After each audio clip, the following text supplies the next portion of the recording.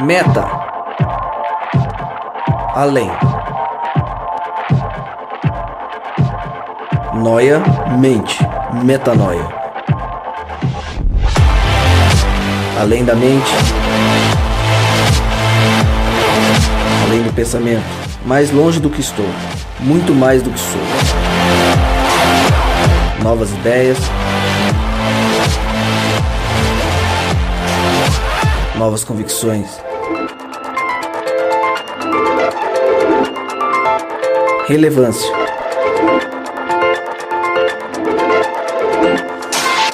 Plenitude.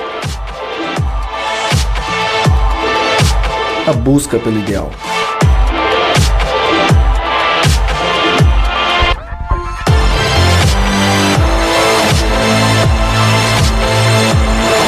Metanoia. Expanda sua mente. Seja muito bem-vindo. Começa agora mais um Metanoia e você está convidado a partir de agora também expandir a sua mente. Esse é um podcast de uma geração que busca viver uma experiência real com Deus. Meu nome é Lucas Vilches e, como eu sempre digo, a gente vai estar junto nessa caminhada e eu quero que você esteja sempre com a gente. Já deixo um convite muito especial. Se você ainda não compartilhou esse conteúdo, faça isso nas suas redes sociais, conte para os seus amigos, lá no seu pequeno grupo, na sua igreja, onde você estiver, espalhe esse conteúdo. A gente quer que mais pessoas possam ter essa experiência real com Deus, que mais pessoas tenham essa transformação de mente. Se você ainda não ouviu os primeiros episódios, também te convido a ouvir todos eles. Foram muito especiais e a gente quer que ele também chegue até você. Se você já ouviu, bem-vindo de volta. Vamos junto para mais um Metanoia. Hoje, com um tema, eu acho que a gente tem escolhido temas que são sempre profundos. Então, sempre que eu vou começar, eu olho para o tema e falo, bom, hoje tem assunto para quase 2 podcasts. Hoje a gente vai falar de reino, o reino de Deus. O que é esse reino? E a mesa da semana passada está aqui de novo. Pastor Felipe Tonasso, mais uma vez do meu lado. Pensei que você ia começar de outra forma. Então vamos lá. Então volta. Do outro lado. Rebobinou. Rodrigo Maciel. Olá a todos os ouvintes aí, bom demais estar com vocês novamente, à disposição para compartilhar aqui o que Deus tem colocado no nosso coração. Bom demais estar na presença de 2 pessoas que eu admiro muito, 3 pessoas que eu admiro demais, amigos de coração mesmo, e mais uma vez que Deus nos use para compartilhar aquilo que Ele quer que nós compartilhemos, sempre. Amém.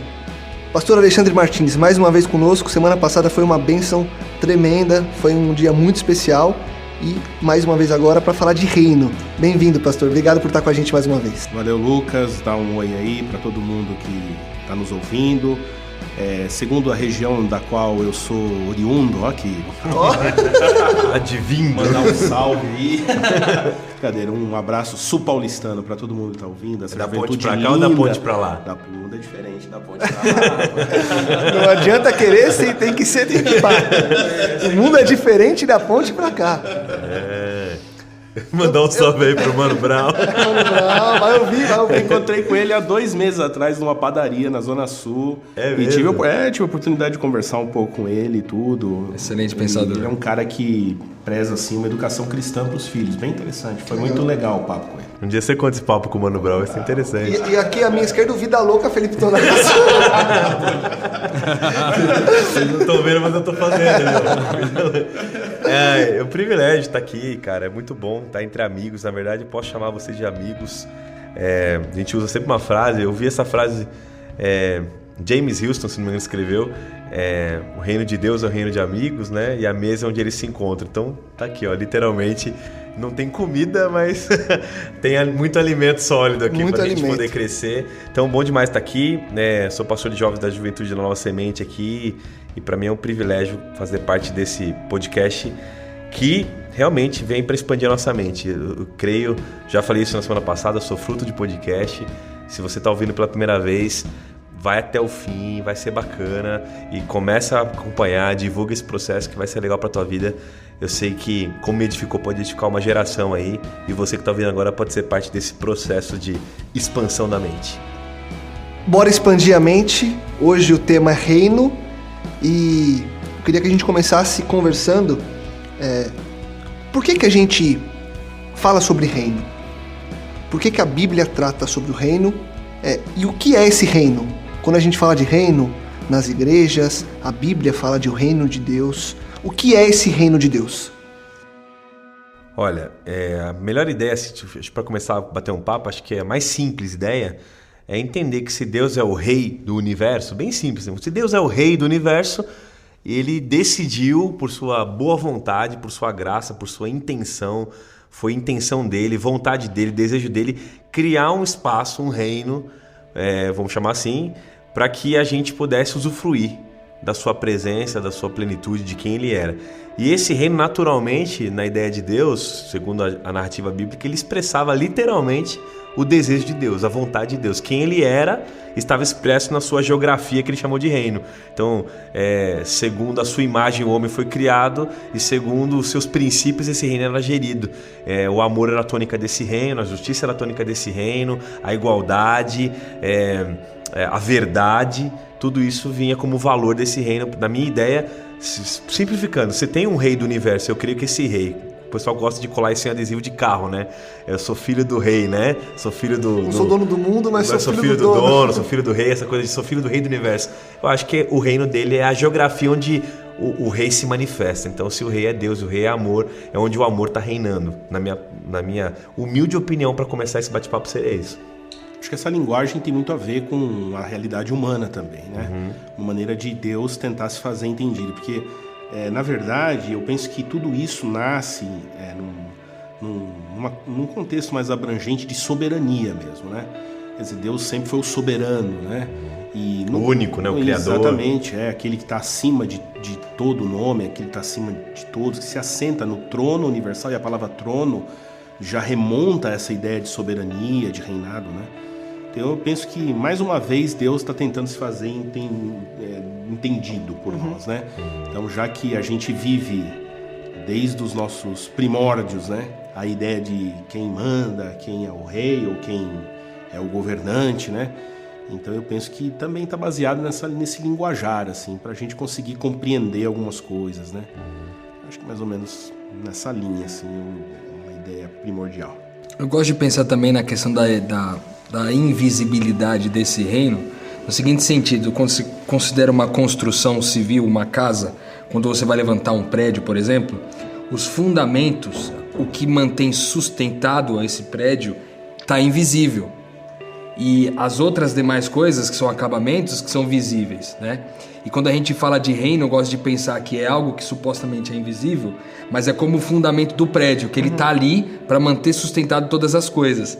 Quando eu gosto muito ao pensar sobre o reino de Deus, olhar para a minha vida e ver que ele é de uma forma invisível, porque ele está dentro de mim, ou seja, ele é a perspectiva, né? Na semana passada nós falamos sobre essa questão de Cristo não ser a nossa expectativa, mas ser a nossa perspectiva. Eu acho que isso tem muito a ver com o reino, porque quando a gente olha o mundo com a perspectiva de Cristo, é essa toada do reino, entendeu? Porque ali onde eu piso, então, há justiça, onde eu piso há perdão, onde eu piso há amor, onde eu piso... Então, quando ele fala daquela questão da planta do seu pé, onde você pisar com a planta do seu pé, aquilo lá será seu, eu gosto de pensar que será seu nesse sentido, sabe?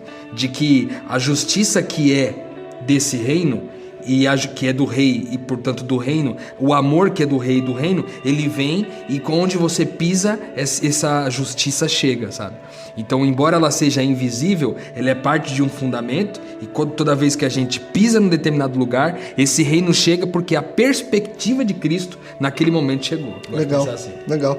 E pensando nisso e no que vocês falaram já no começo, sempre que eu procuro essa parte etimológica de dicionário, é muito por entender que, como o Alexandre falou, tudo que Deus fez, ele fez para que a gente tivesse a noção palpável do que não é palpável, do que Deus é. E aí eu penso que assim, que uma pessoa que está fora dessa roda, que talvez nem imagine o que é ser um cristão, um reino, Deus, ela já vai ter uma pitada do que significa tudo isso em função das coisas que acontecem na vida dela. E aí eu vou atrás, por exemplo, eu fui atrás de reino para entender o que significava reino na origem da palavra, e aí vem do latim regnum, que é reinado, que é a estrutura de poder dirigida por um rei, que vem do latim rex, que esse rex vem de uma outra derivação de um indo-europeu que é reg, que significa mover-se em linha reta. Ou seja, é um rei justo que reina de forma reta. Ou seja, é um rei que não tem desvios. E se você for pensar na história da humanidade, principalmente no que a gente vive hoje, não existe um governante que foi 100% justo e 100% reto, senão Deus e Jesus. Você está falando de um fundamento. Na verdade, o Rodrigo estava colocando aqui essa ideia da construção, né, de ter um fundamento, e eu concordo 100% com você, cara. E o que você está dizendo agora também faz sentido nesse aspecto, porque o reino de Deus, ele está fundamentado em, assim, vamos tentar ser simples, não simplista, né, mas em amor, justiça e alegria. Paz, né? Amor, justiça e paz, né? Um reino de paz, é um reino de amor, é um reino de justiça. Esse amor gera alegria, ele agrega uma centena de valores, né? E esse reino foi abalado, né? Essa é a grande verdade. Quer dizer, tudo isso foi questionado num momento muito mais antigo do que hoje, né? E essa retidão, que essa palavra diz, essa linha de justiça foi questionada. Será que ele é justo mesmo?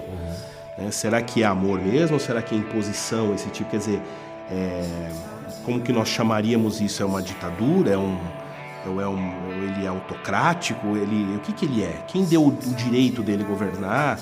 Quer dizer, houve todo um questionamento, né? E aí eu acho que é onde nasce, Lucas, a necessidade de a gente entender o porquê que Jesus trouxe de uma maneira tão contundente a mensagem que dizia: o reino de Deus chegou, o reino de Deus está aqui, o reino de Deus está entre vós, o reino de Deus... Ou seja, quando a gente fala do reino de Deus, a gente está falando de uma pregação muito comum ao Evangelho. Aliás, talvez seja a essência de toda a pregação do Evangelho, né? Esse reino, né? E até agora, na tua primeira pergunta, a gente está rodeando aqui, mas a gente não... É difícil chegar no âmago do que é o reino. Essa é uma pergunta... a gente precisa construir todo uma situação, né? Você tem que voltar no céu, você tem que ir pro Éden. Para a gente pegar, contextualizar e falar, então, peraí, então esse é o reino, né? Senão a gente vai entender que, de repente, alguma coisa que foi, deixou de ser e vai ser de novo, né? Quando, na verdade, foi e sempre será, né? Então, é legal a gente entender que houve um questionamento, assim, um abalo. E aí trouxe a necessidade de um assunto desse, né? Que o reino está chegando, que o reino está entre nós, né? E nessa perspectiva, é legal a gente começar a apontar algumas ideias, então, para talvez ficar mais fácil para a gente entender. Quando se pergunta o que é reino de Deus, muita gente pensa no céu mesmo. Essa é a verdade. A galera pensa no céu, gente de branco, árvore, cristais, cachoeira, a harpa, anjo loiro. Coisas bonitinhas, né? Também, né? Então, assim, não está errado, porque na verdade tem a ver com a tônica que o próprio texto bíblico, né, o próprio escritor bíblico dá essa ideia, que sim, tem um reino, sim, também celestial, uma realidade celestial, mas eu acho que a gente pode começar a trabalhar a ideia do reino de Deus como literalmente o plano original de Deus. A gente tem que entender que esse plano original, essa retidão, essa lei universal que ele tinha, que é amor, que você colocou, ela foi questionada. E porque ela foi questionada, a linguagem bíblica vai começar a trabalhar uma guerra de tronos, literalmente, assim. Vai começar a trabalhar a partir dessa perspectiva de um conflito que existe, né? E a gente chama de grande conflito, uma linguagem mais assim compreensível para quem já conhece essa linguagem, mas para quem nunca ouviu falar, a guerra do bem contra o mal, ela começa por aí. O bem é questionado, se ele é possível ser bem dessa forma que ele é colocado. Há a possibilidade, então, desse mal agora ter uma liberdade de usurpação, e a Bíblia vai usar essa linguagem. O reino de Deus foi usurpado, ou seja, existe um usurpador, existe um príncipe agora deste mundo. Por isso que o escritor bíblico se preocupa tanto em colocar reino dos céus, reino de Deus. Por quê? Porque não é o reino dos homens. Por isso que Jesus vem para cá e fala assim: o meu reino não é desse mundo. Ele está querendo dar uma clara distinção de que existe um príncipe desse mundo, existe um espírito neste mundo, existe uma lei que rege esse mundo, ok? Que não é a mesma lei que rege aquilo que foi questionado. Aí, a partir dessa perspectiva, você começa a entender, talvez, a fala de Jesus, né? Em Mateus você tem, talvez, aí as maiores referências de reino de Deus, pelo menos as repetições são grandes em Mateus, e toda a parábola de Jesus começa. O reino dos céus é semelhante a... Então Jesus queria explicar alguma coisa com esse processo. João Batista, antes dele chegar, prega, olha, eu anuncio que vocês têm que se arrepender. E a palavra legal é que a palavra arrependimento, né, é metanoia. Vocês têm que expandir a mente, vocês têm que mudar o jeito de vocês viverem, porque o reino de Deus chegou. Né? Ele é chegado entre vós. E aí Jesus entra e prega a mesma coisa. E ao pregar ele cura, ele ensina, ele vai pregando uma mensagem verbal, proclamando, mas ao mesmo tempo ele vai modelando, vai dando exemplos. Cara, me permite, deixa eu dar uma entrada só com um gancho, senão eu vou perder. Tá bom, vai. Não, mas você continua, só pra... Tá. Ele vem trazer isso que você está falando, mesmo porque nessa ligação que ele está fazendo, o céu entende, ele entende, que o homem perdeu a visão do que é. Uhum. Então, assim, é uma necessidade. Uhum. O que você está colocando agora, e eu quero que você continue, por favor, assim, ele trouxe isso, o reino de Deus chegou e tal. Por quê? Porque todo mundo nasceu num lugar desgraçado ali. Como é que nós vamos enxergar o reino? Então ele falou, então ele chegou, eu vou mostrar o que é o reino, entendeu? Exato. Não, isso é muito interessante, eu estou comentando a perspectiva de passado, né? Antes dele vir, anunciava-se que o reino seria, ele viria. Daniel profetiza, por exemplo, muitos anos antes de Jesus chegar, que viria um reino um dia que seria estabelecido nessa terra, e esse reino subjugaria todos os outros reinos, e todos os reis da terra diriam que esse rei que veio, esse reino que veio, ele é rei dos reis, ele é senhor dos senhores, e esse reino seria um reino de paz. E esse reino ele ia durar para sempre. Ele ia durar para sempre. É o reino de Shalom. Para o judeu, o reino de Shalom é um reino não só de paz, mas um reino de plenitude, onde há prosperidade, onde há tudo, abundância, onde não falta nada. Eu não posso estar em Shalom se você está com fome. Uhum. É plenitude de todos os lados. Então, Jesus passa a vida ensinando isso.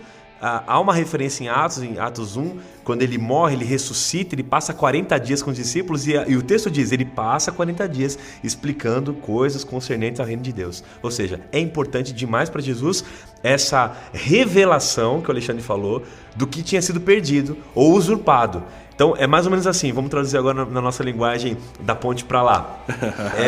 Eu cheguei, isso aqui tá uma bagunça, tá entendendo? Então o rei teve que encarnar, virar servo, para mostrar para os servos como que eles poderiam restaurar esse reino, de alguma maneira revelar que esse reino estava chegando mesmo, na sua plenitude. Então aí nós vamos abrir um leque para duas perspectivas bem interessantes de quem está ouvindo pela primeira vez saber. Jesus ele inaugura um reino que é real, como você falou, nunca deixou de ser, mas que vai também ser consumado.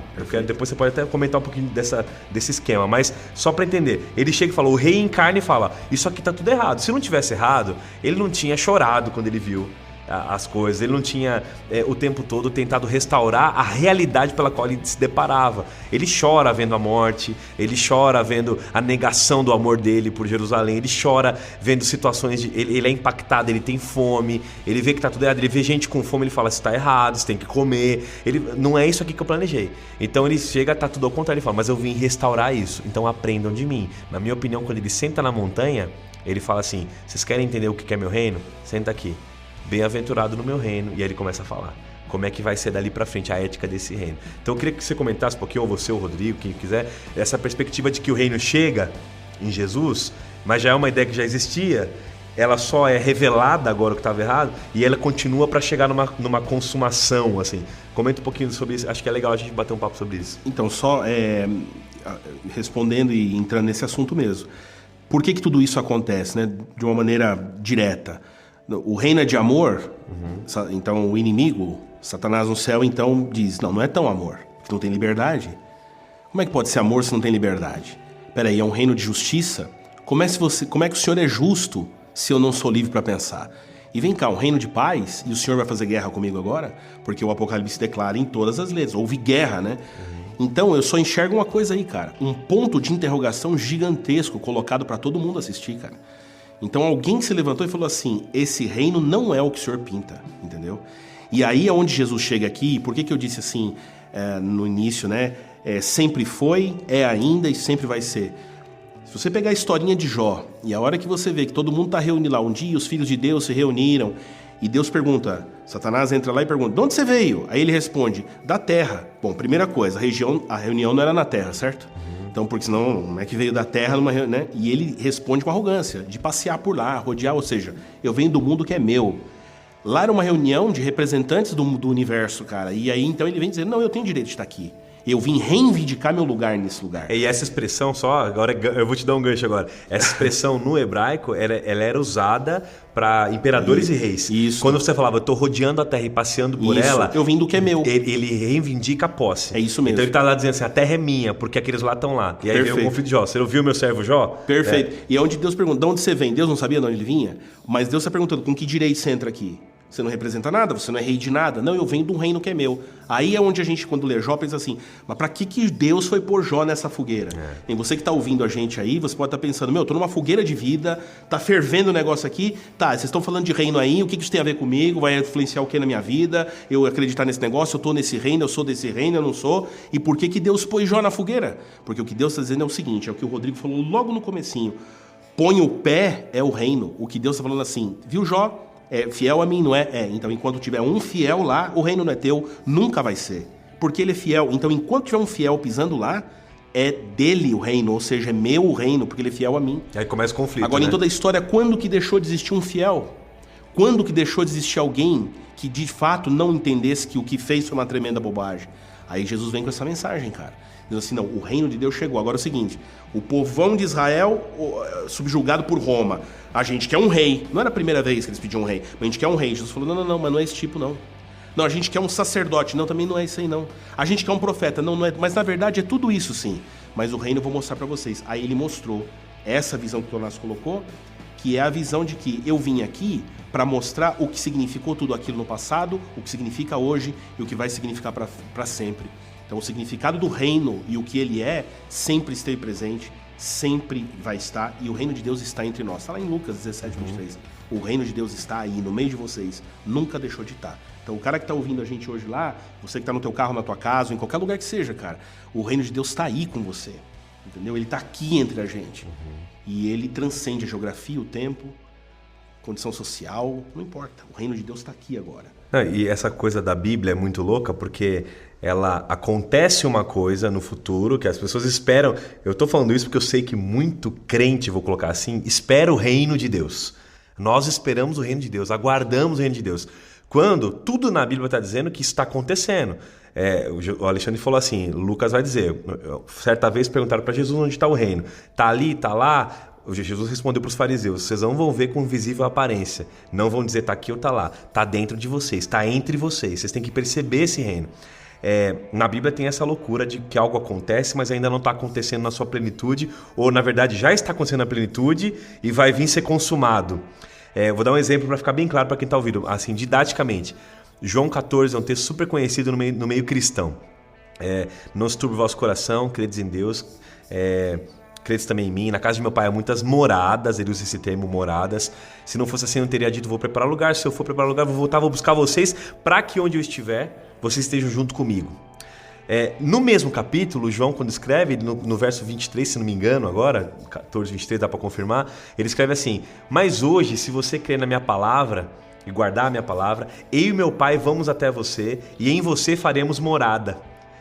Qual é a ideia de Deus quando faz morada no céu? Que a gente possa viver junto com Ele. Mas hoje, se eu creio hoje, a morada passa a ser eu e o Pai habita junto de mim. Ou seja, a ideia de viver junto comigo acontece na plenitude agora. Então, salvação não é no futuro, salvação é agora. Você vive salvo agora e isso é concretizado no futuro. Então, o reino de Deus nessa mesma perspectiva.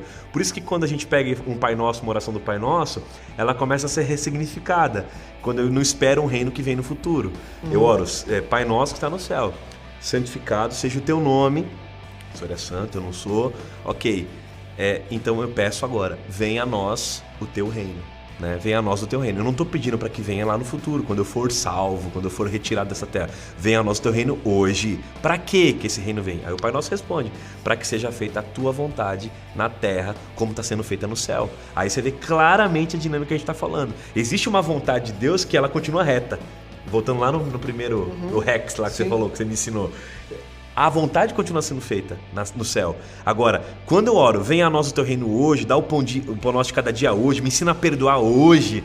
é porque eu estou pedindo um reino agora, para que a vontade dele seja feita agora na terra, como está sendo feita no céu. Então, para mim, isso é legal de você saber, você que está ouvindo, a gente aqui está refletindo um pouquinho também, está acontecendo e é na plenitude mesmo. E vai ser visível um dia para nós. O Rodrigo tá... Ele está só refletindo. Ele tá muito em silêncio. Ou ele tá guardando uma pancada pérola agora para vir e... Rodrigão, traz alguma... Agora, agora. Foi. Não, eu estava refletindo aqui enquanto vocês estavam pensando, foi falado sobre a usurpação do reino e tal, e eu estava me lembrando de 2 textos bíblicos que eu gosto muito. Um está em Salmos 45:6, que diz o seguinte: que o teu trono, ó Deus, é eterno e perpétuo, e o cetro do teu reino é um cetro de equidade. Então, nessa usurpação, o que se instalou na terra? A iniquidade. E às vezes a gente não sabe exatamente o que a iniquidade é. Então a palavra iniquidade, ela é o oposto de equidade. E o que é equidade? A equidade é o direito distribuído. É o direito distribuído, é o direito compartilhado. Não tem essa necessidade de você reclamar os seus direitos. Quando todo conflito começa lá atrás, é porque de alguma forma o inimigo das nossas almas reivindicou o seu direito. Percebe? E aí, ao longo de toda a história, a gente percebe da história bíblica o ser humano reclamando seus direitos sempre. Em todas as histórias bíblicas, o ser humano buscando sempre reclamar o seu direito. E quando ele vem nesse texto bíblico que diz que o cetro, ou seja, a régua que passa no reino de Deus é uma régua de equidade, significa que onde há instalação disso, há compartilhamento de direitos. Aí você vê que depois lá em Hebreus 1, 7-8, ele diz assim, ó: mas acerca do Filho, o teu trono, ó Deus, é para todo sempre, o cetro de equidade, e esse é o cetro do teu reino. Amaste a justiça e odiaste a iniquidade. Por isso, Deus, o teu Deus, te ungiu com um óleo da alegria como a nenhum dos teus companheiros. Ou seja, ele vem trazendo essa perspectiva para nós o seguinte: em que pé chegamos nós como humanidade? A nossa iniquidade foi tão grande que hoje a gente está disposto a sacrificar a nossa vida para fazer valer os nossos direitos. Entendeu? E o reino vem para trazer essa perspectiva nova. Isso eu falei na semana passada, eu trago ele de novo porque o conceito se repete. Quando a gente fala que o homem natural, então, ele está disposto a sacrificar a própria vida para fazer valer o direito dele, como o homem e a mulher que se separam, os dois dão a vida, eles destroem a vida, mas faz valer o direito, porque o homem faz justiça reclamando os seus direitos. Deus, ele faz justiça de um jeito diferente, ele distribui o direito, ele tinha a vida eterna, e ele vem e reparte o direito de vida eterna com todos nós. Então, eu gosto de pensar no reino lembrar do reino me lembra o cetro de equidade de Deus, e o cetro de equidade de Deus conta para mim uma história de amor, porque Jesus veio e ele reparte o direito que só ele tinha com a gente que não tinha, e agora ele dá para nós a possibilidade de não viver mais na iniquidade, mas de viver em equidade, ou seja, viver sempre na perspectiva de sacrificar os nossos direitos para poder fazer valer a vida, como Deus em Cristo fez, né? Então eu gosto de pensar que não há perspectiva de reino se não houver equidade. Então, a gente tem muita dificuldade como seres humanos, na cultura que a gente vive hoje, principalmente ocidental, capitalista, de ter que repartir o meu direito, é uma coisa minha, eu adquiri isso aqui, é um direito adquirido, eu não quero repartir.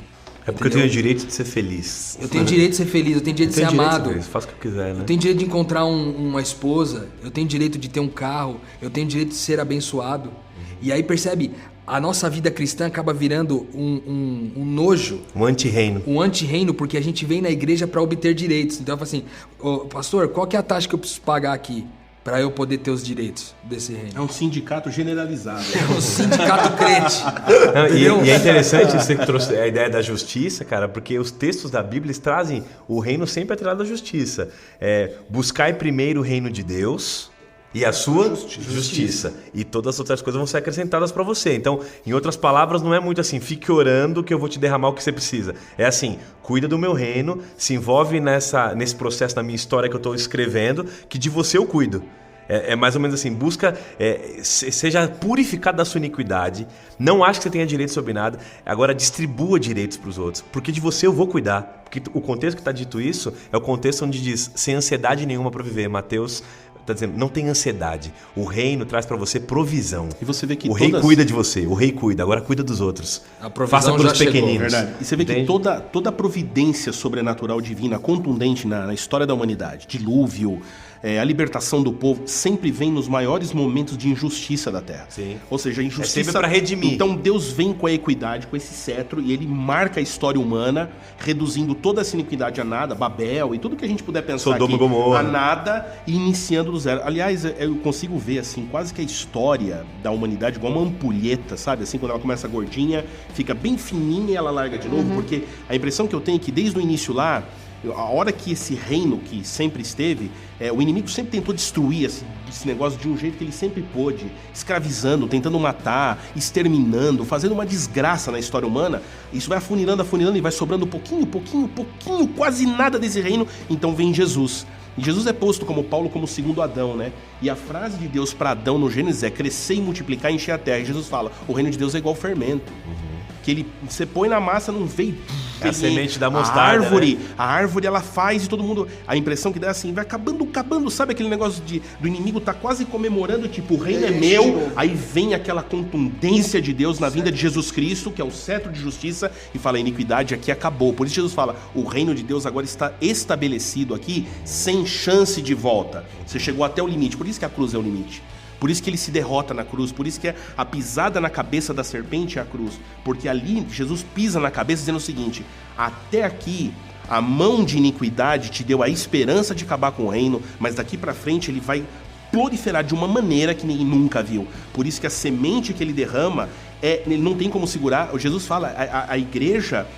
as portas do inferno não prevalecerão sobre ela, ou seja, nem que ele quisesse, nem que quisesse começar a matar cristão de novo, não importa, quanto mais matava cristão, mais explodia cristão, quanto mais perseguição na história, por causa do evangelho, mais ainda crescia esse evangelho, com a diáspora, dizia, aqui vocês não ficam mais, o evangelho se espalha no mundo inteiro, ou seja, aí o reino de Deus, ele toma conta da terra mesmo. Densidade, né? Exatamente, é uma densidade demográfica real, por quê? Porque o reino de Deus não é geográfico. Ele quis deixar claro que o reino de Deus não é Israel. Israel fazia parte do propósito. O reino é maior que a igreja. Vocês são meus... O reino é maior que eu. Ele fala, vocês são meus sacerdotes, exatamente. Né? Sacerdotes aí aquela... Sabe espalhados. aquela conclusãozinha... às vezes superficial. Ai, Pedro, tu és pedra e sobre você vou construir a minha igreja. Beleza, é bonito isso. Ai, credo, Pedro foi um precursor. Não, cara, o que Jesus está dizendo é, estão vendo a pedra? Vai acabar tudo no chão. Então é o seguinte, Pedro, minha igreja é pedra, cara, meu reino é gente, você é gente. Ele fez uma brincadeira com o nome dele. Meu reino é Pedro, meu reino é pedra, meu reino é gente. Então é o seguinte, meu reino é gente, cara. Pode tirar tudo de você, meu irmão. Tua roupa, e aí quem tá ouvindo a gente, pode tirar tudo de você, cara. Tira teu dinheiro, tira teus bens, arrebenta com você, mas o reino ninguém tira do teu peito. Sabe, Jesus ninguém tira do teu coração, cara, porque não tem como segurar o reino de Deus. O reino de Deus tá na gente, e aonde ele pisa, o inferno recua. E é muito legal, final, cara. E é muito legal que você falou agora do inferno recuar, porque a gente pega esse texto aí, as portas do inferno não prevalecerão contra ela. Contra ela quem? A igreja. Sim, sim. Quem é a igreja? São os representantes do rei. Paulo chama a gente de embaixador. Somos embaixador. Embaixador é quem vai para um país representar o reino. Ele fica numa embaixada. Isso aí. Eu sou embaixador do Brasil na Angola. Então eu sou um brasileiro que vive na Angola. E aquele pedacinho é Brasil. É Brasil. Isso. Ali Lucas que curte etimologia, cristão é pequeno Cristo. Exatamente. Pequenos Cristos. Espalhados por aí. Então, onde eu tô, eu sou embaixador de um reino celestial. Eu represento uma realidade. Onde eu piso, aqui agora é a geografia do reino. Aqui agora é densidade de valores e ética do reino. Então, a ideia da porta prevalecer é interessante. A gente acha que a porta faz alguma coisa. É uma arma, né? Gente, porta não é arma, porta é instrumento de defesa. Porta, ela fica para fechar o inferno. Se o inferno tem porta, se é que tem inferno e tem porta, tá fechada pro reino de Deus não chegar lá. Aí ele fala, a porta não vai ficar fechada, não vai prevalecer. O reino vai invadir o inferno, tá entendendo? Então o reino é atividade, ele é ativo, ele vai para cima. E não por força, não por violência. É o amor. Exatamente. É muito louco isso. Que é a arma mais poderosa da Terra. Pensa bem, quem que segura isso? O maior anti-reino desse mundo é o amor. a maior virtude anti-reino desse mundo... Para destruir a visão humana de reino. Quando eu acabo com a iniquidade, é porque o que eu reparto? Porque tem amor. A maioria dos reis queriam o quê? Poder. Poder. Aí o amor dá o direito do poder? Não, cara. O amor quebra o direito de poder. Então por isso que ele quebra a ideia do reino humano. Ele é um anti-reino. Na verdade, eu iria até além, talvez, nessa perspectiva do poder, porque traz naquilo que o Lucas trouxe do começo, quando ele foi trazendo a etimologia da palavra, ele entrou numa hora lá que ele fala do poder, né? E aí o Alexandre disse agora desse poder, que o homem pensa poder assim. Eu tenho tudo sob o meu controle e eu domino, eu que mando. É poder para isso. Poder para comandar, para ter autoridade sobre... para controlar, né? E o poder, que é o poder do reino, é o poder de perdoar, de expulsar demônios, de curar as doenças. É de restaurar. Percebe? Exatamente. É sempre restaurando. É um negócio meio que todo mundo quer, né? Os caras chegaram... Vai entender essa história. Pensa comigo, cara. Vai entender... Os dois chegaram e falaram, ô mãe, vai lá, pede pra ele, pra eu sentar de um lado e meu irmão do outro. E ela foi, sabe? E ela falou, Jesus, quando você vier com o teu o quê? Com o teu reino, põe o meu filho de um lado, põe o outro do outro. Ele falou, a senhora não sabe o que a senhora tá me pedindo. Você não tem ideia do que você está me pedindo. Quem quiser ser o primeiro é o quê? É o último, cara. Então você vê quebrar... Volta na semana passada, né? Toma a cruz, né? Exatamente. Destruir essa ideia de poder, de reino. E aí eu ordeno. Ordena nada, cara. Eu vai lá e reivindica a posse. Que posse? Nós não somos dono de nada aqui. Sabe essas frasezinhas? Você está citando elas agora. Eu determino. Sabe? Eu determino. Determina nada, rapaz. Quem determina qualquer aquela coisa música, aqui é Deus, cara. Você não tem restitui o que é meu. Você já viu essa de volta o que é meu. Eu quero de volta o que é meu. Se a gente tem alguma coisa por que pede, é porque pede no nome dele. Tudo que pedir no meu nome vocês vão ter, mas não adianta, não é porque vocês merecem, é porque eu recebi por vocês. E essa perspectiva do reino ativo que vai e arrebenta a porta do inferno, que eu curti imaginar essa porta do inferno tremendo e os caras botando, sabe, filme de épico, que os caras botam aquela madeira por trás pra tentar fechar o portão, mas não dá, porque o reino tá chegando. Eu fico pensando em quantos infernos, cara, a gente não cruza o nosso caminho todo dia, entendeu? Quantos infernos a gente não tá cruzando? Porque o inferno é o quê? Onde a iniquidade reina. Onde a iniquidade ali, ela tá reinando. Então, quantos infernos, por exemplo, quantas casas não são infernos hoje? Eu já ouvi alguma vez em casa mesmo, falar assim, nossa, vai pro inferno, isso aqui é o inferno. Não acontece isso nas casas por aí? Onde o cara chega parece com a manifestação do inferno no processo. Quantas empresas não são infernos? Quantas realidades de faculdade não são infernos, cara? E você chega aí onde a densidade do reino de Deus chega na pessoa de um embaixador, cara, se ali há indiferença, se ali há alguém que ninguém senta junto, sabe? Eu tô traduzindo para coisas bem reais na vida da juventude. Se ali tá alguém que ninguém troca ideia, é ali que eu vou sentar, cara. Porque é ali que o reino de Deus vai se manifestar, entendeu? Eu não posso remar eu não posso remar a favor desse processo. Eu sou embaixador de outro. Meu reino não é desse mundo, né? E Jesus fazia isso de um jeito incrível. A gente acha que o poder de Jesus, é o que o Rodrigo falou, era para mostrar autoridade. Não, pelo contrário. Ele se abdicava da autoridade e ele falava assim, olha, esse cego aqui agora vai voltar a ver. Por quê? Porque no meu reino foi criada a minha imagem e semelhança. Então todos têm direito a ver. O pessoal tá com fome? Tá com fome? Meu poder é para poder... Esse poder que vem do céu é para poder gerar abundância. E sobra 12 cestos. Então o reino chegou, ninguém passa fome. E onde ele vai, cara? Tem pecado para ser escarnecido. O único que pode escarnecer é ele. O único que pode falar é ele. Ele fala, você... Cadê teu acusador? Ninguém te acusou, nem eu te condeno. Vai, não peca mais. Ele veio mostrar o que é ser gente segundo o coração do rei. E essa iniquidade, cara, eu gosto de pensar o seguinte... onde ela começa, né? Trazendo para o nosso dia a dia prático aqui, onde que ela começa? A resposta para mim disso ela começa no templo. Aí você pensa assim, mas como assim começa no templo? Aí você pensa assim, a Bíblia diz que Deus não habita em templos feitos por mãos humanas. Ele só habita em templos feitos de pedra viva, que são os templos que ele construiu. Aí você fala assim, Jesus entra no templo e destrói tudo, aquilo nervoso, e derruba tudo, porque ele fica revoltado que as pessoas estão fazendo comércio no templo. Com e aí onde está a iniquidade de Deus? Se o templo, teoricamente, não é a casa de pedra, e o templo somos nós mesmos, onde começa esse comércio, essa iniquidade? É dentro de nós, cara. E é aí que a perspectiva do reino não consegue avançar, porque a minha iniquidade não permite. O meu senso do direito, de que eu tenho direito sobre as coisas, me impede de deixar que o reino que é em mim flua, entendeu? Exatamente. Então essa iniquidade começa dentro da gente, né? E você vê, muita gente conceitua, tipo, eu sou crente. Ah, o que você é crente? Ah, eu não fumo, não bebo e não danço. Cara, se isso for conceito de ser crente, qualquer manequim de loja é mais crente que qualquer um que tá ouvindo e tá aqui, porque os caras não fumam, não bebem e não dançam, né? Porque, nossa, Rodrigo, o que você falou aí pra mim, cara, é um negócio que mexe lá dentro, porque o conceito do ser crente, ele tá em total oposição ao conceito do que significa o mundo. Porque o reino é o mundo, o reino do mal, né? É o mundo. E o reino de Deus é a igreja. Cara, mas se a gente entender o espírito da coisa, nós vamos entender que muitas vezes tem reino no mundo e tem muito mundo na igreja, onde a gente pensa que é reino. Mas não mundo naquilo que se diz respeito, não faço isso, não faço... Não, cara. Esse espírito iníquo, né? Ele não é uma coisa, ele não é um lugar, ele não é uma roupa, ele não é uma música em si. Ele pode até refletir tudo nisso tudo, mas o espírito do mundo muitas vezes está no lugar onde a gente chama reino. E o espírito do reino muitas vezes está no lugar onde a gente chama mundo.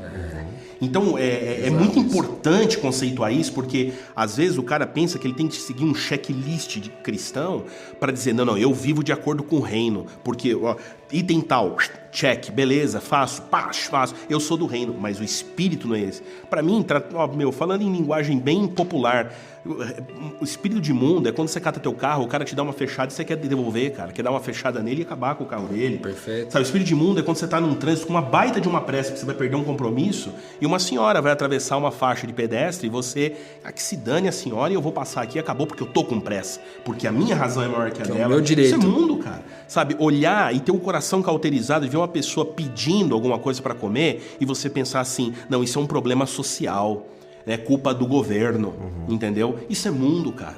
O reino de Deus é o oposto disso. Eu lutei para conquistar o meu direito, ele que corra para conquistar o dele. Exatamente, vagabundo, eu vou ajudar vagabundo. Então, quer dizer, eu não tô aqui discutindo questões sociais, porque a problemática social ela é muito mais profunda do que isso. Mas a grande verdade é a seguinte, que tipo de espírito rege tua vida? Então, que tipo de espírito rege você quando você entra numa igreja? Porque você pode estar entrando numa igreja com um espírito completamente oposto àquilo que deveria ser lá dentro. E muitas vezes, um simples e sincero está entrando em qualquer lugar dessa terra com um espírito tão bom, cara, que ele está sendo o reino de Deus ali, é pedra falando, e aí a gente começa a olhar e falar, puxa, esse contexto de pedra falar é interessante, né? Porque a pedra é Pedro, o Pedro é reino, a pedra é gente, então ele está sendo igreja lá, né? Então é uma coisa muito séria para se pensar, cara. Porque o reino de Deus, ele é a gente, porque ele está na gente. Então a gente é reino. Agora a pergunta é, onde você pisa, Tonasso? Onde você pisa, Rodrigo, Lucas, eu e todo mundo que está ouvindo? As portas do inferno prevalecem? Isso, cara, tirou a palavra da minha boca. Isso aí. Será que a pergunta vai ser... ou elas recuam? Ou elas recuam, exatamente. O que está acontecendo? Exatamente. Porque o ideal talvez seria que nós, os pequenos cristos, da palavra do cristão, né? Ao entrarmos num lugar, as pessoas pudessem olhar para nós e dizer assim, caramba, Jesus chegou. Né? A pergunta é, quando eu deparo, entre aspas, né? Agora uma alfinetadinha, né? Quando eu deparo com o demônio, eu tenho que dizer, sai demônio, ou ele olha e diz assim, meu, aqui eu não quero estar. Tô fora, vou sair daqui agora. Quer dizer, aonde está a autoridade? O fim do Sermão do Monte, você citou a autoridade de Jesus. O povo olha e diz assim, e o povo admirava o que ele tinha dito, porque ele não dizia como os fariseus, mas com autoridade. E do que ele falou no monte, cara? No monte ele falou de amor, de inverter tudo que é conceito humano de mundo. Ele podia falar, né? Podia, daquele jeito. Exatamente. Ele podia falar, né? É interessante demais. Ouvindo vocês falar, eu tava lembrando, né, de histórias que materializam esse conceito de quando o inferno não prevalece, né? Eu costumo usar uma ilustração quando falo sobre isso para a juventude, daquele sinalizador, vocês já ouviram falar, né? Sinalizador que tem para barco, assim, que quando você tá perdido no meio do oceano, você solta e faz... E aquele negócio ilumina o processo e mostra que ali tem alguém e tal, e tá acontecendo uma realidade, né? E eu digo que a gente tem esse sinalizador espiritual, só para ficar uma metáfora assim, bem mais simples de entender, que onde eu escolho fazer a vontade de Deus na terra, como ela está sendo feita no céu, ali está um sinal de que o reino de Deus aconteceu. E isso não é um sinal, é legal a gente saber, que não é um sinal só para homens. É um sinal para anjos, para demônios, para quem tiver no universo, seres que a gente nem sabe que possam existir, vão saber que um embaixador está andando por ali. Então, quando você fala da autoridade, eu fico pensando assim, eu ouço muitas perguntas, sabe? A gente ouve muito isso, né? Como que a minha carreira, eu posso refletir minha carreira para edificar o reino de Deus? Como que eu posso viver a minha vida como noivo, como marido, para traduzir as relações do reino de Deus? eu fico pensando como de maneira prática a gente podia fazer isso. Assim, a gente já falou aqui dos conceitos, né? E até aproveitando o teu gancho, você que tá quietinho hoje, eu vou fazer uma pergunta assim para eles. Quem tá ouvindo, vocês acham que poderia pensar assim, tá bom, eu tô ouvindo todo esse papo do reino, mas agora, qual é o primeiro passo para eu entender a dimensão desse reino na minha vida e como é que eu posso praticar esse reino? O que você acha que o cara que tá ouvindo a gente fala assim, tá, é filosoficamente bem legal, mas e a prática desse processo? O que você acha? Você já falou de amor, vocês falaram de amor, vocês falaram de... O que você acha que poderia ser para vocês a parte prática desse processo? Eu gosto de pensar que é uma condição... É uma condição... Eu não queria usar a palavra mental, porque ela é muito espiritual, ela é totalmente espiritual, mas é uma condição, é um estado de consciência, percebe? Então, se é que há algum primeiro passo para que esse reino faça todo sentido na minha vida, esse primeiro passo é o seguinte: eu não quero mais fazer valer o meu direito, percebe? Para nada, entendeu? Então, se eu posso escolher hoje compartilhar o meu direito, se Deus me deu um bom emprego, que eu possa compartilhar com aquele que não tem. Se Deus me deu um bom carro, que eu compartilhe com aquele que não tem. Se Deus me deu roupa, que eu compartilhe com aquele que não tem. Se Deus me deu alegria, que eu compartilhe com aquele que não tem. Porque não é o meu direito. Eu não quero fazer valer o meu direito. Eu quero que o direito que é nosso seja compartilhado sempre. E a missão nesse sentido traz o cara, talvez, para o mesmo senhorio, né, que eu vivo, né? Quando ele vê isso em mim, né? A gente discutiu uma vez isso aí. Não é só dar a roupa, né? Mas o cara vai ver que eu vivo por um outro senhorio. De alguma maneira eu vou convidá-lo para fazer parte dessa sabotagem, né? O C.S. Lewis fala disso, que a gente está numa operação de sabotagem. Jesus vem encarnado e falou: meu espírito está entre vocês, então sabotem esse reino agora. Pensa, ou seja, não é tomem sabotar. Tomem ele de volta, tomem ele de volta. O fermento na massa não é sabotar a massa? Sim, sim. Porque você põe, tudo vai bastante, mas o fermento vai tão pouquinho. Então você vai lá e sabota a massa. De repente você planta uma sementinha, ninguém viu. Quando abre o olho é uma árvore gigantesca. Agora, o que eu entendi que o Rodrigo está colocando aqui, concordo 100%, é o seguinte: tem que ser intencional, entendeu? Ele usou várias vezes a palavra querer. Eu tenho que querer, porque é o seguinte: o reino de Deus é um pé na porta do inferno, mas não é um pé na porta da minha vida. Quer dizer, Deus não vai dar pé na porta da vida de ninguém para dizer assim, do tipo, não, agora eu cheguei aqui, meu reino vai... Entendeu? Tudo bem que tem o conceito aí da graça irresistível, eu não quero nem entrar nisso, mas eu vejo assim, cara, você tem que olhar e ter plena consciência de que você é um pecador salvo pela graça, de que você não é nada, de que você não é ninguém, que não interessa as competências humanas que você possui, porque no final das contas não é nada. E a partir do momento que eu me coloco nessa condição, sabe aquele negócio? O bem que eu quero fazer eu não faço, mas o mal que eu não quero. Sabe essa condição de Paulo quando ele se enxerga? Ele fala assim, eu não sou nada. Eu gosto de uma comparação de uma escritora, quando ela diz assim que os 3 dias de cegueira de Paulo, em relação ao impacto emocional, espiritual que teve na vida de Paulo, se compara aos 40 anos que Moisés passou no deserto, cara. Nossa, cara. Então imagina o que foi ficar cego para esse cara. Quer dizer, aquele que se julgava o cara, ele ficou cego 3 dias na mão de todo mundo.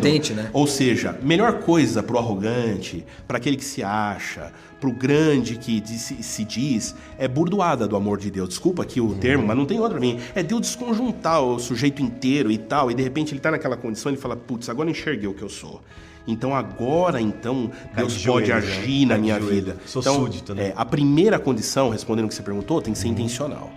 Então, pra quem tá ouvindo a gente, pra gente aqui mesmo que tá conversando hoje, eu tenho que ter intenção, cara, de querer. E agora, segundo, quando eu dou o meu passo no poder de Deus, eu tenho que enxergar com o olho dele, né? Eu tenho que olhar com o olho dele.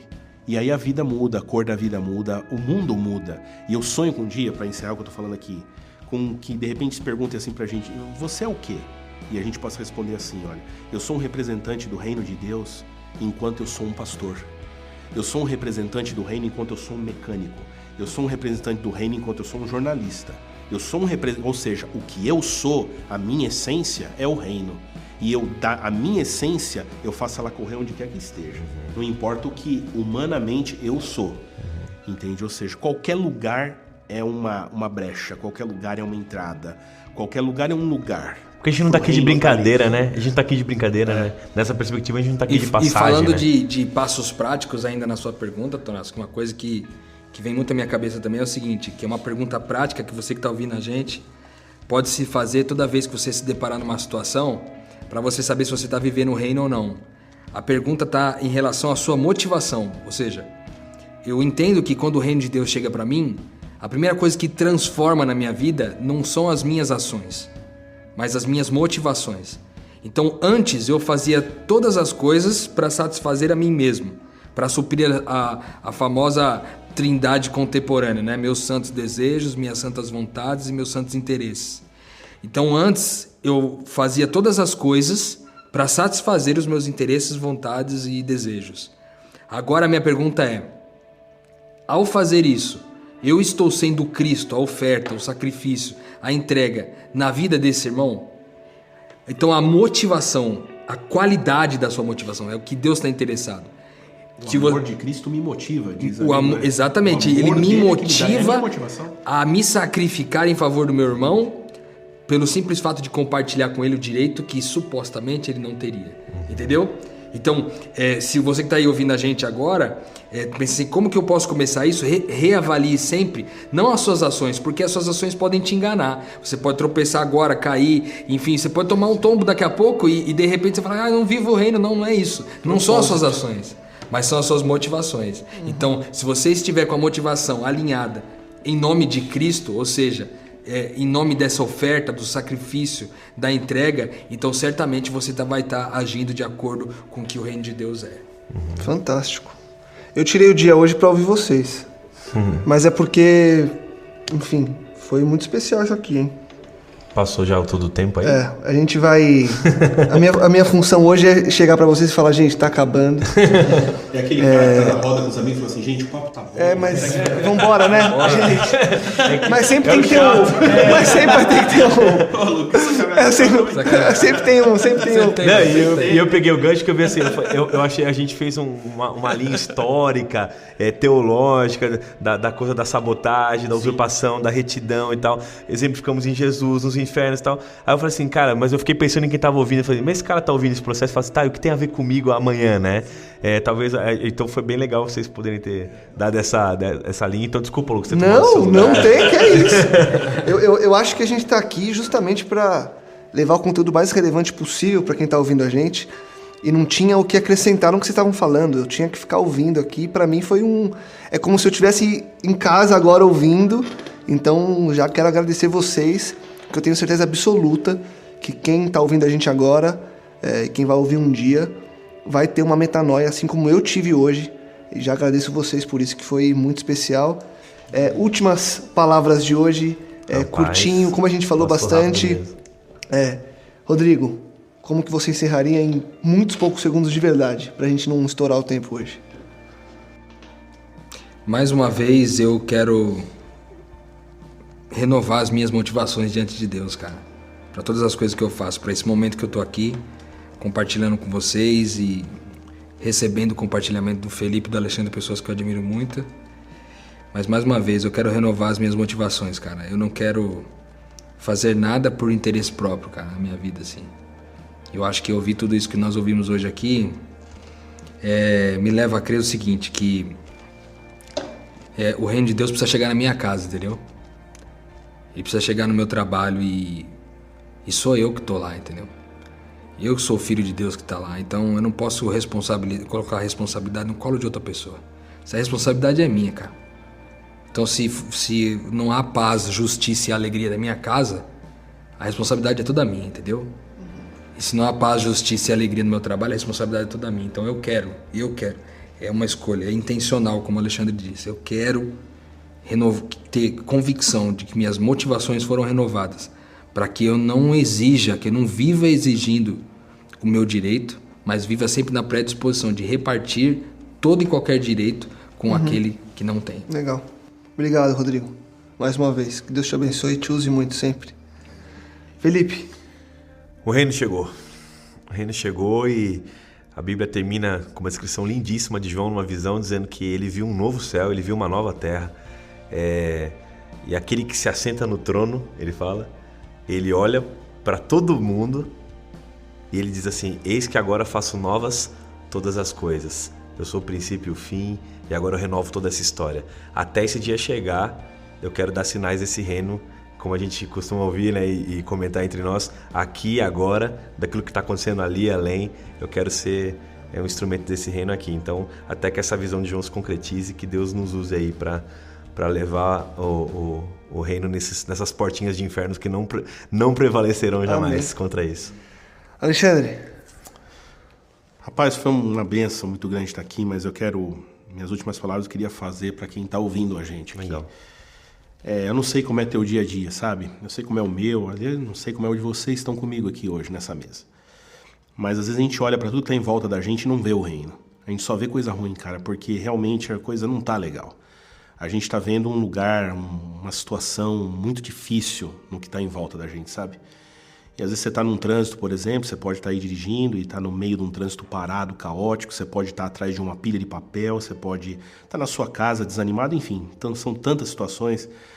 Mas eu queria dizer assim, do fundo do meu coração, cara, que a gente pode olhar para tudo isso e pedir para Jesus que se a gente nascer de novo, pedir para Ele, sabe, vem habitar na minha vida, vem trazer o reino para dentro do meu coração, a gente vai conseguir ver o reino, cara, atrás de todas essas coisas. Porque essas coisas vão ser meramente coisas. E atrás de cada uma delas, a gente vai conseguir ver de que maneira a gente pode, no poder de Jesus, mudar tudo isso, cara.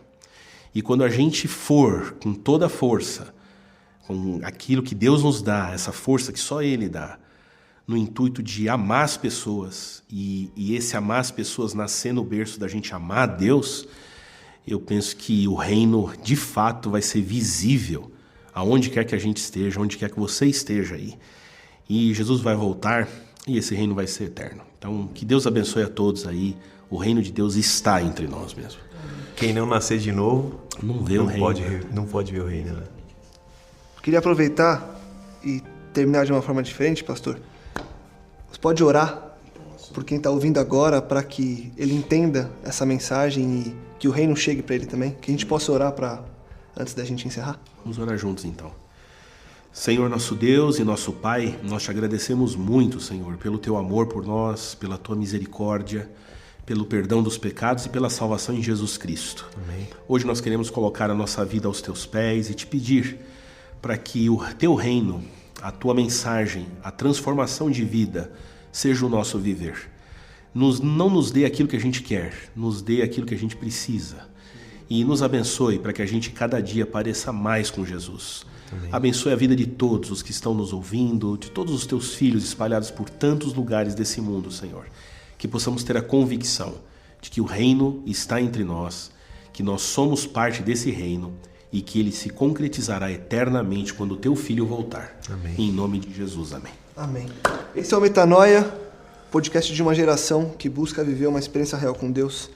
E assim a gente termina pedindo para você compartilhar, divulgar e fazer com que mais pessoas possam ter a expansão de mente que talvez você tenha tido hoje.